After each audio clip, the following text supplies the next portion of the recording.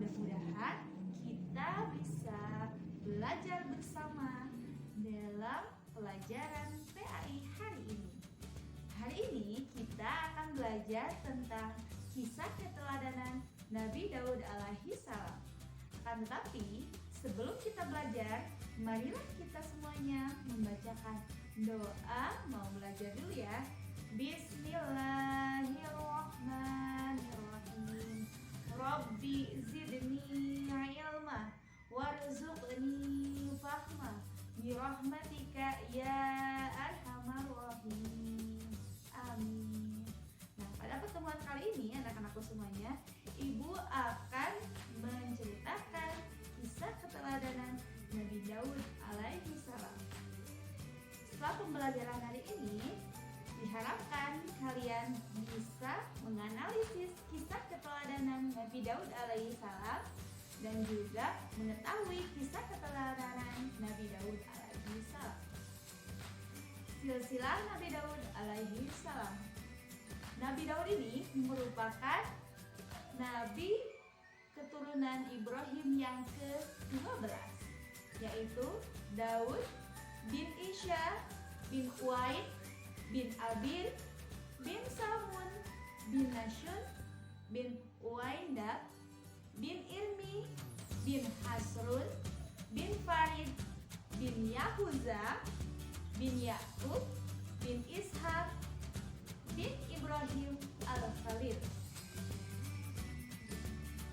Nabi Daud alaihissalam hidup pada zaman Raja Talut yang baik, adil, dan bijaksana.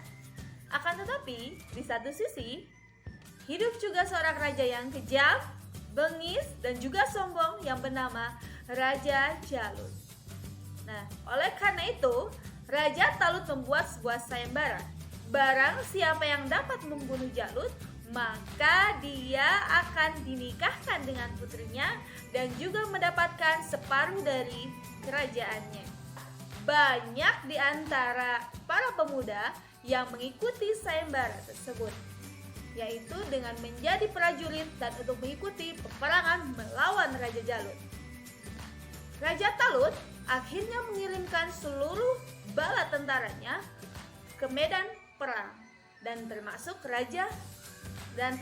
Nabi Daud alaihi salam.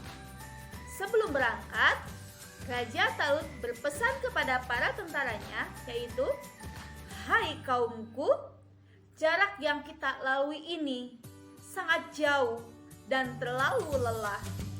Dan nanti di seberang sana kalian akan mendapatkan sebuah sungai. Barang siapa yang menemui sungai tersebut, maka dia tidak boleh minum secara berlebihan, kecuali hanya sedikit saja atau seciduk saja." Mereka ternyata banyak yang memiliki keimanan yang tipis, sehingga banyak di antara tentaranya Raja Talut yang terlena dan lupa akan misinya. Oleh karena itu, hanya sedikit saja di antara pasukannya yang ikut berperang melawan Raja Jalut. Hal ini tertuang di dalam surat Al-Baqarah ayat 249. Ketika peperangan terjadi, banyak di antara Raja Talut yang awalnya sangat ketakutan. Akan tetapi, mereka disemangati oleh Raja Talut sehingga menjadi pasukan yang sangat kuat dan menyerang pasukan Raja Jalut. Akan tetapi, ketika Raja Jalut datang, maka pasukan pun sangat ketakutan karena melihat badannya Raja Jalut yang begitu besar seperti raksasa. Nah, di sana Raja Talut memulai serangannya kepada Raja Jalut. Akan tetapi, Raja Talut tidak bisa melawan Raja Jalut. Di satu sisi, ada Nabi Daud alaihi salam. Nabi Daud ini diberi keistimewaan oleh Allah, yaitu mempunyai kekuatan yang sangat hebat dan juga sangat kuat.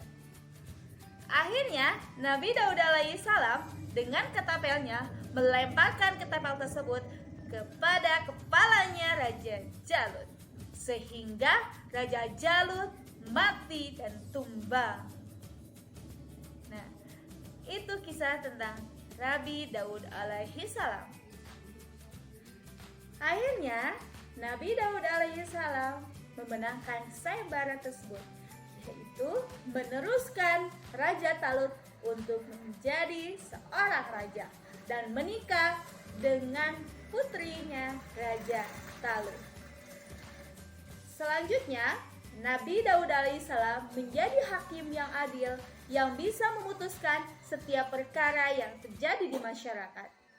Nabi Daud juga sangat gemar sekali berpuasa, yang sering kita sebut dengan nama puasa Daud atau puasa separuh tahun, di mana puasa ini ketika kita berpuasa, sehari berpuasa, seharinya berbuka, sehari berpuasa dan seharinya buka. Nah, itu disebutnya puasa Daud. Nabi Daud meninggal pada usia 100 tahun 6 bulan dan akhirnya digantikan oleh putranya, yaitu Nabi Sulaiman alaihi salam. Mukjizatnya Nabi Daud alaihi salam. Yang pertama yaitu Nabi Daud alaihi salam mempunyai atau diberikan kitab Zabur yang menjadi pedoman hidup bagi Bani Israel.